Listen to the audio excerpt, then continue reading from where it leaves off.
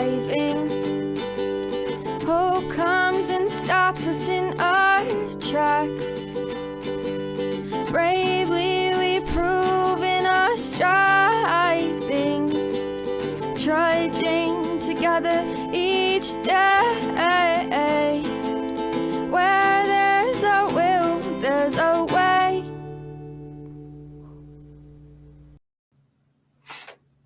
Good morning, everyone.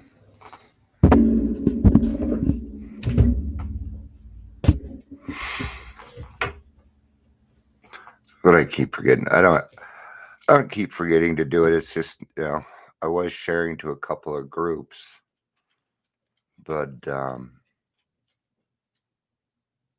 I guess I keep sharing to one, but one friend isn't really even posting there no more.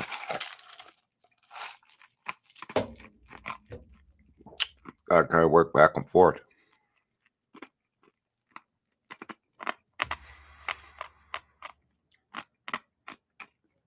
Today we're going to be talking about touchiness. Nobody's going to show up for this one. Nobody wants to talk about this. Nobody wants to admit that they're touchy. I'm touchy right now. I am. Somebody says the wrong thing to me right now. I don't know. I'm kind of in a mood when we go through these things. But we're talking about the touchiness in the beginning of sobriety. And we all go through it. We do. It's because it's tough. We're dealing with some emotions that we haven't dealt with in a long time. And, like right now, I'd like to say, give yourself a break and stuff on those. But I don't really feel like I'm getting a break from it right now. Last few days, I've just felt inundated. And I had a really, really bad nightmare. And thank God I got therapy today. But it's a point where I'm starting to shake. And when that happens, life can get a bit confusing. So, all right. If you're here, please say hello, whether you're watching the live or the rewatch. And of course, welcome to the Daily Trudge.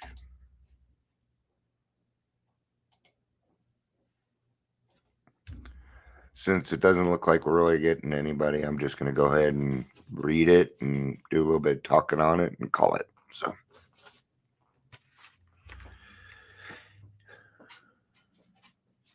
in our first weeks or months in the program, our shaky emotional condition sometimes affects our feelings towards old friends and family. They might say something to us and we might react to what it is that they're saying and doing, right? Like I'm touchy right now, and I just had I didn't do anything, but somebody complained about a dirty dish, and I thought to myself, well, if you did the dishes, you could have a say-so on that fucking shit. But I'm the only one that does dishes. So, and I've warned everybody, rinse off your fucking dishes. I'm not doing it anymore. I'm not. I'll put it in there dirty. I'm not rinsing your fucking dishes anymore.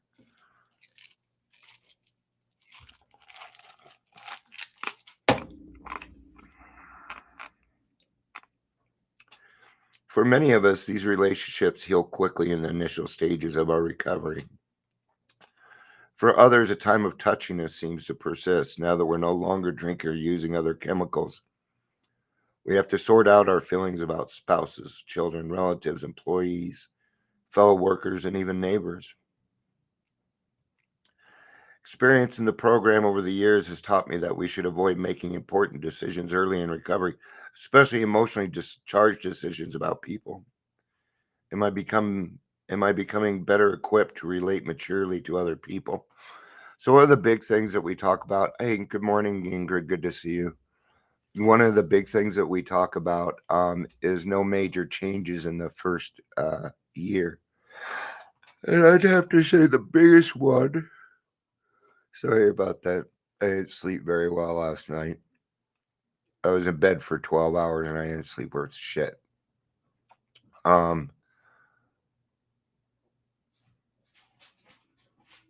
Sorry, I totally lost. Oh, that in the beginning there's rules. We ask that you don't get into a relationship. If you're not in a relationship, don't start a new one.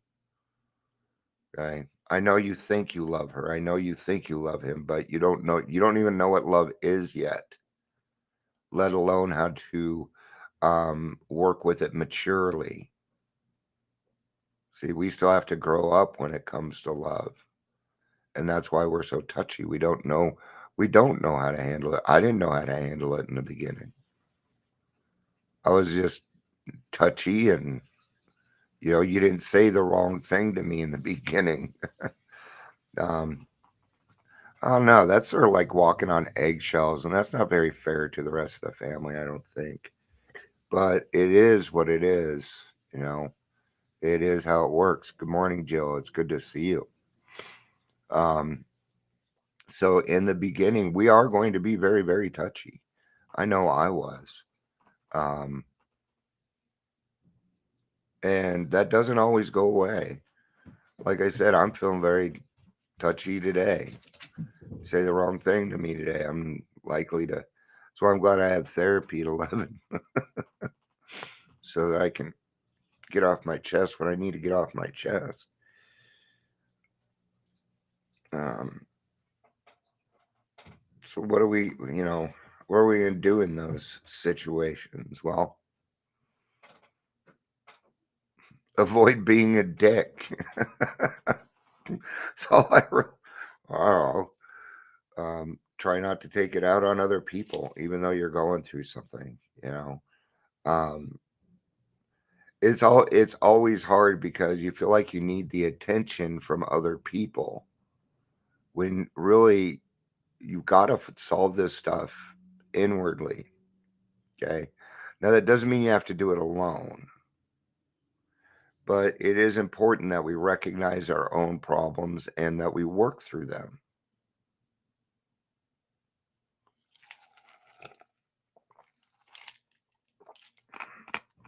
Sometimes I wonder if there's problems that are ever going to be solved.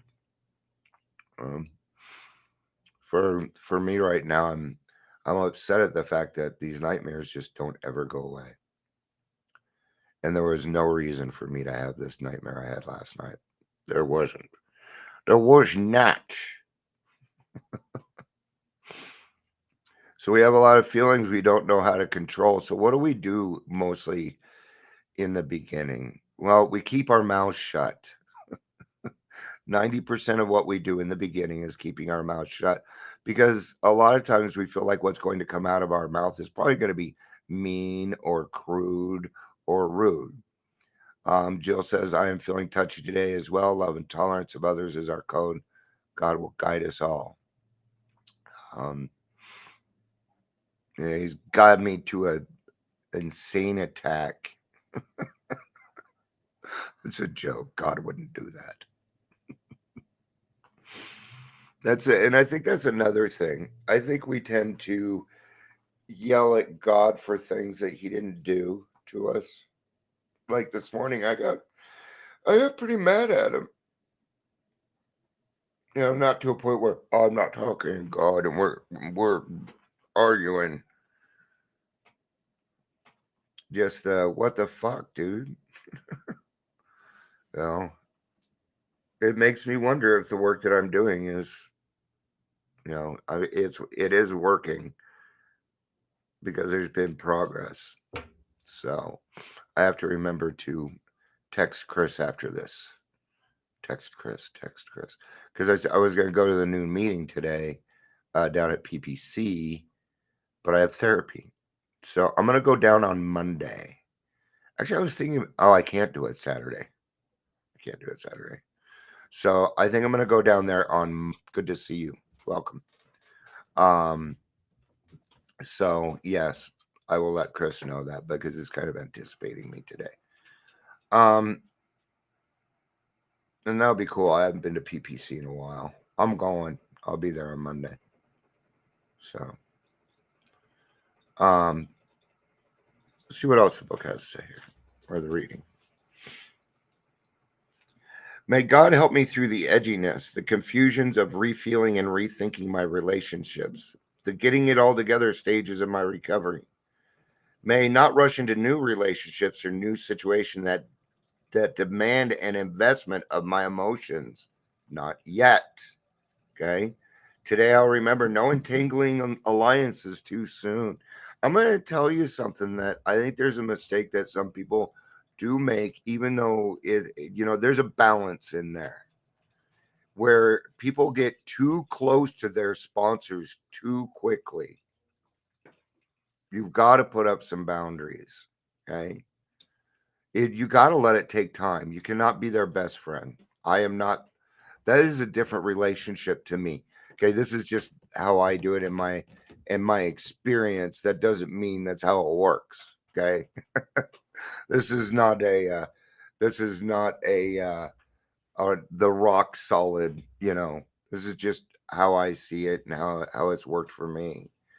And it isn't that I don't become friendly with my sponsees, but I don't become great friends with them because I don't want them emotionally attached to me.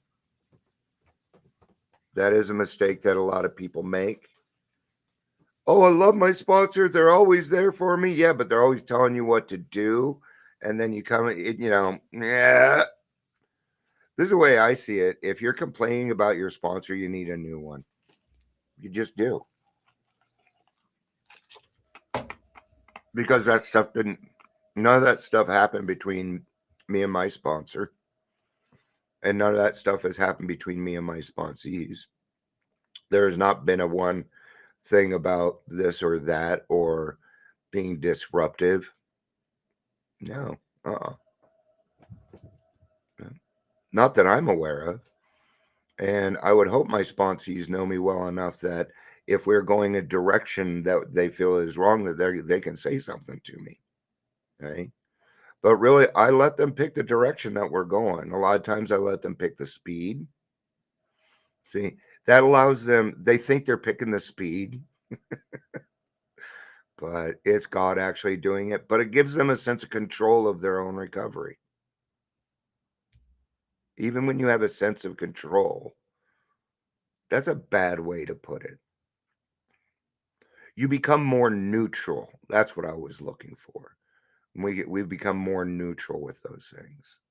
So, I've got about a half hour to my therapy, and I think I'm gonna take a little time. Well, I gotta get set up for it because it's funny because I go to therapy and all my really nice stuff doesn't work. I actually have to pull out my shit equipment, like my cheap ass equipment, just so I can go to therapy. My really nice stuff is like, no, sorry, that stuff's too nice. We can't do that for you. I'm sorry. I don't feel like I put in enough here. So I'm going to read the daily reflections real quick, too. It's on what we were talking about yesterday. That's why I didn't do it, because I didn't think you guys want me yelling at you again about working with others. But it looks like we're going to. September 29th. Frequent contact with newcomers and with each other is the bright spot of our lives. A man came to the meeting drunk, interrupted the speaker, stood up and took his shirt off. Wow, they got a show. Good for them. I've seen this stuff happen. They come in, woo, they think it's party time. They have no idea where they're at. Usually, they're usually black. They're usually blacked out. But I'm going to tell you something. What did their subconscious do? They saw their subconscious on AA meeting and they went in.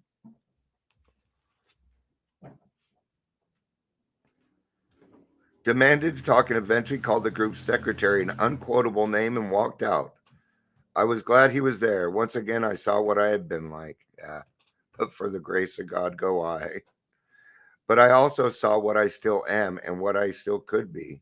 I don't have to be drunk to want to be the exception in the center of attention. That's right.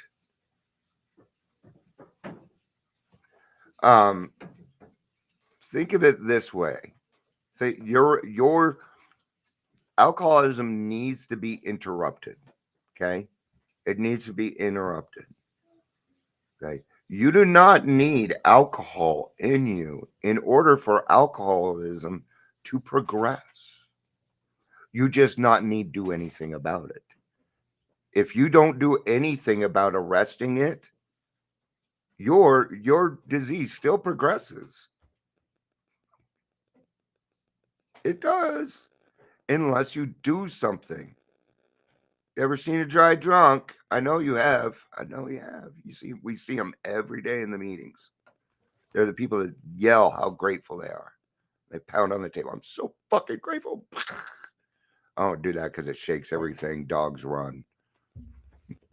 Cats do stuff. I don't have to. And there again, we don't, to be the center of attention. I talked about being the center of attention a little bit earlier this week. I love it. I love being the center of attention. But I picked the right arenas for it. This is my center of attention. It's not huge. It's people that want to listen to me. It's not like I sit here and just talk crap. No, we actually do something here. I've often felt abused and responding abusively when I was simply being treated as a garden variety human being. The more the man tried to insist he was different, the more I realized that he and I were exactly alike. So we are not terminally unique. I'm going to tell you, every time you see somebody doing something weird, but for the grace of God, go I. All right. Let's claim spiritual progress. Everybody ready? Good job. All right. Thank you, everybody, for being here. It was good seeing everybody.